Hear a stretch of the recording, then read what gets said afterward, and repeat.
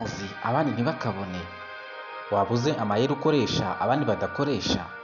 Byose kurikira iki kiganiro tugiye kubagezaho kuri Akumunsi, ni kuri iki cyumweru. Ntucikwe, kurikira iyi video yose urakuramo amasomo yose ashobora kugufasha gutsinda ibizamini ndetse no kuba wabona akazi mu bigo bigiye bitandukanye by'igihugu.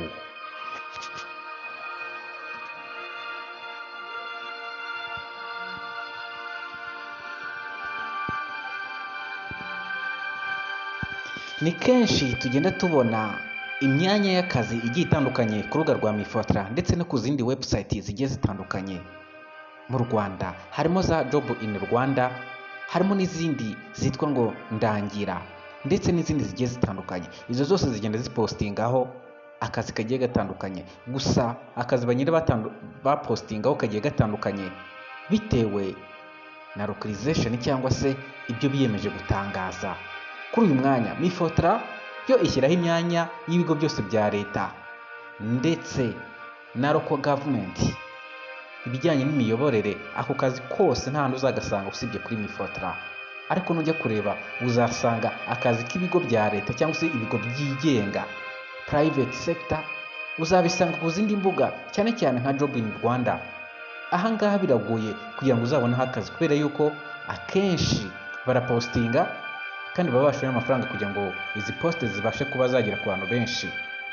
Niyo mpamvu abenshi cyangwa se uzagana nabo bagiye bakora ku myanya igiye itandukanye, ku myanya yagiye iba advertised ku zindi website atari Mifotra, bazakubwira yuko bigoye kuba wabonamo akazi kubera yuko akenshi ababonamo akazi ari abantu baba bafitanye isano n'abakora muri ibyo bigo cyangwa se bafite ubundi buryo binjiriwe, batswe ruswa cyangwa se amafaranga runaka yo kugira ngo babashe kuba bakogera kuri iyo myanya yose. Ibi rero nibyo tugiye kureberaho muri iki kiganiro tugiye kugirana muri aka kanya.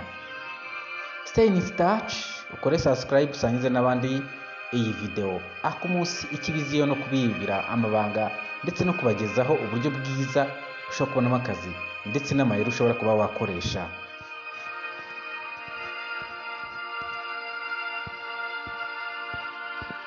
Gusa mbere gato yuko mbaganira kuri iki kiganiro tugiye gutangira, reka manze mbereke akazi kari ku rubuga rwa Mifotra.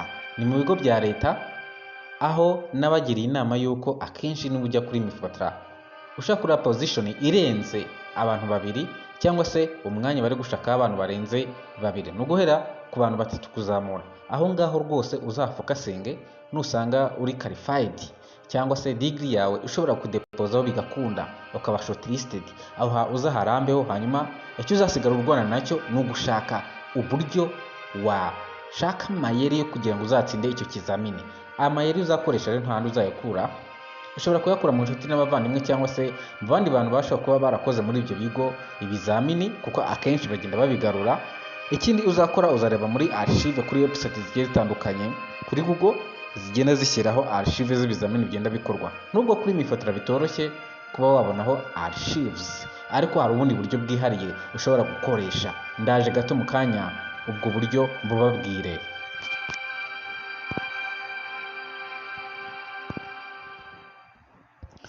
Uburyo bugiye butandukanye rero ushobora kuba wakoresha kugira ngo ubashe kubona ibizamini byagiye bikora muri position zigiye zitandukanye, muri institution zitandukanye. Cyane cyane hari abantu rwose cyangwa se hari institution zishobora kutamara umwaka zidashyizeho umwanya w'akazi. Muri ibyo bigo harimo Rwanda Standard Board, harimo ikigo cya RCA, harimo ikigo cya FDA, harimo n'ibindi bigo byinshi bya leta. Akenshi nk'uko nabibabwiye, abakozi baba barimo buri mwaka hari igihe bahabwa amahirwe yo kuba babona scholarship zo kujya kwiga. Icyo gihe rero bahita bashyira imyanya hanze, ba bandi bagiye kwiga hanze bagaruka bari specialist nk'uko nagiye mbibabwira. Ariko kuri uyu mwanya ndagira ngo tugaruke kuri iki kigo cya FDA. FDA ishobora kuba yarashyize imyanya hanze ku isoko. Abantu batarabona experience turababwira uburyo bashobora kuba bakoresha, ariko turaje turebere hamwe mu kanya gatoya iyo myanya ishobora kuba ihari niba bisabwa kugira ngo ubashe applying. Hanyuma ikindi, ushobora kuba ufite ibibazo cyangwa se inyunganizi, ushobora kutwandikira hasi muri comment hanyuma rwose tuba turi ready yo kuba twasoma izo comment, hanyuma mu kiganiro gitaha tukaba twaza dusubiza bimwe mu bibazo mushobora kuba mwibaza. Imyanya rero iri guhitinga cyane ku rubuga rwa Mifotra, nababwiye ko ari ibigo bya leta, nta na rimwe uzasangaho ikigo cya private cyashyizeho imyanya kuri Mifotra, kubera yuko Mifotra ni public label, ni ukuvuga ngo ni ibigo institution ziri public. Kuri uyu mwanya wa data manager mu karere ka Huye rero baba bakeneye abantu 17. Ahanga nagukangura rwose guhita ukora application, waba ufite akazi waba utagafite, ushobora kuba ufite akazi mu make, ahangaha ushobora guhita uzamuka rwose ukaba wakwapplyinga kuri uyu mwanya wa data manager. Murabona yuko bakenera A1 cyangwa se A0, hanyuma ukaba wakwapplyinga mu buryo bworoshye niba rwose warize kimwe muri ibi bikurikira: kuba warize cyangwa se ufite bachelor degree in statistics, bachelor degree in data sciences, bachelor degree in public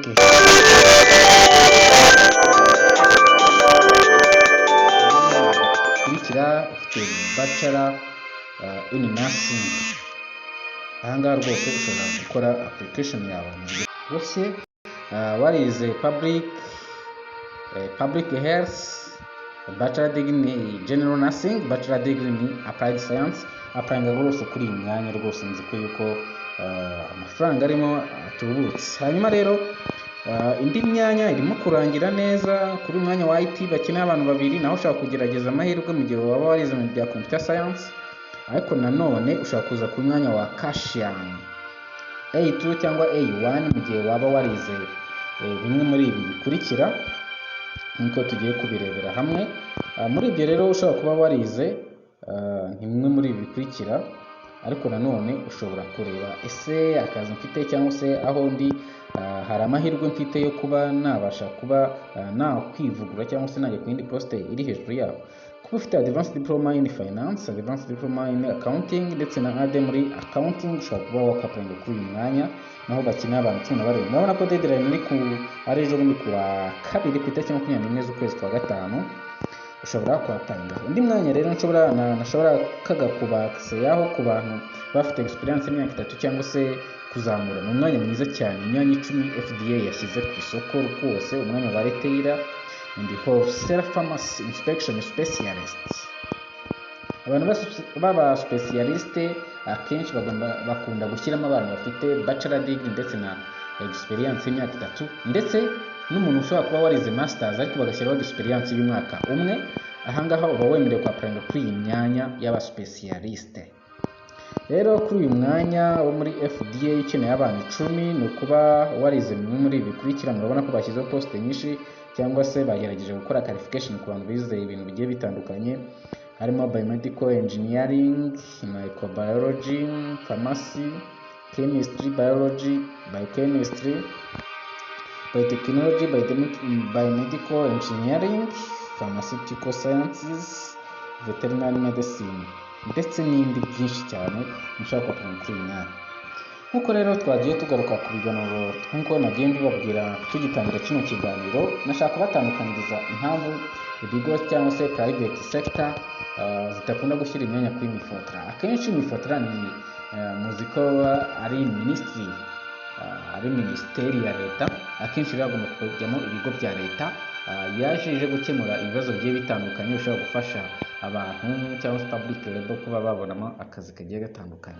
Ariko muri private sector ahangaha muraza gusanga yuko akenshi bo nubwo leta ibakangurira nabo gushyiramo abakozi bafite qualification ndetse bujuje n'ibisabwa, ndetse bakaba banatanga n'ipiganwa ku buryo rusange ku buryo abantu bose bibonaho.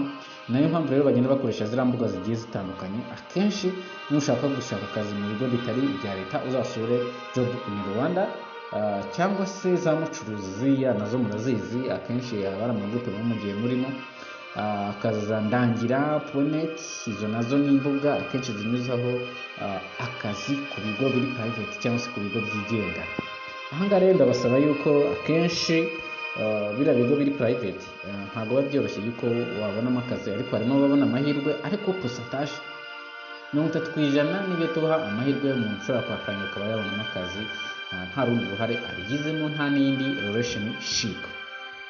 ariko hano kuri Mifotra akenshi turabiha amahirwe 80% nubwo hamwe mu bijyanye na interview usanga hari aho bikomeretsa abantu kubera yuko akenshi interview nta buryo buba buhari warekarama ngo watsinzwe cyangwa ngo bakwimye amanota kubera yuko bagenda akakwereka kamera kandi ushaka guhabwa akazi akenshi bashaka kumubwira ibibazo akabisubiza neza.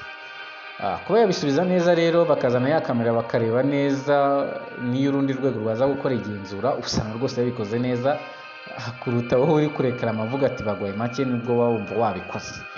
Kuba wajya gukora ikizamini uzi ikibazo bari bukubaza bitandukanye nuko wajya kugikora ukideburia utakizi.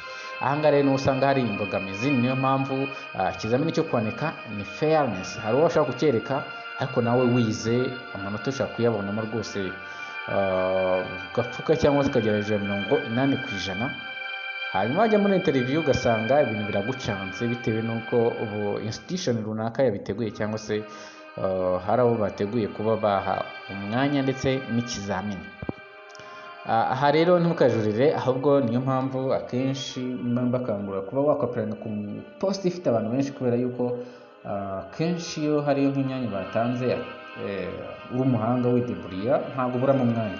Kuri iyi myanya 10 ushobora gufata 5 ukaba ari ababo, hanyuma muri ba 5 banyuma nawe ukaza uhatanamo bitewe na experience cyangwa se ubuhanga bwawe wifitemo ukaba wabasha kuba watsinda cya kizamini ukata ubona umwanya. Hari benshi rero bagiye babona imyanya kuri ubwo buryo, ari nayo mpamvu mbakonse yakuba mwakomeza kugerageza no kudacika intege. Iyi rero nako munsi komeza ukore share urebe video zacu zagiye zibanza, harimo ibizamini twagiye dutanga.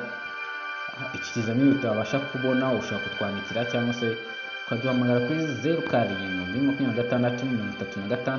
0726363455 hanyuma tukaba twagufasha kubona ibizamini. Hari abo bajya batwandikira tukavuga ko ntabyo dufite, ariko kuri ubu ngubu twashyizeho partnership no gukorana n'abandi bantu benshi batandukanye ku buryo buri kizamini cyose n'umuntu ushaka kutubaza guhera mu kwezi kwa 7 tuzaba turi ready kuba twakigushyirira inbox bitewe n'uburyo ugikeneye. Hano ku buryo bwa video tuzadushyiraho ibizamini bishobora guhura n'abantu benshi bizifite post nyinshi ku buryo abo bantu nabo bashaka kugerageza amahirwe, ariko nka post ku mwanya umwe ntabwo tuzatubushyiraho, ubwo tuzajya tubasha kuha archives ku muntu uzifuza bitewe n'uburyo azifuzamo cyangwa se nuko twavuganye.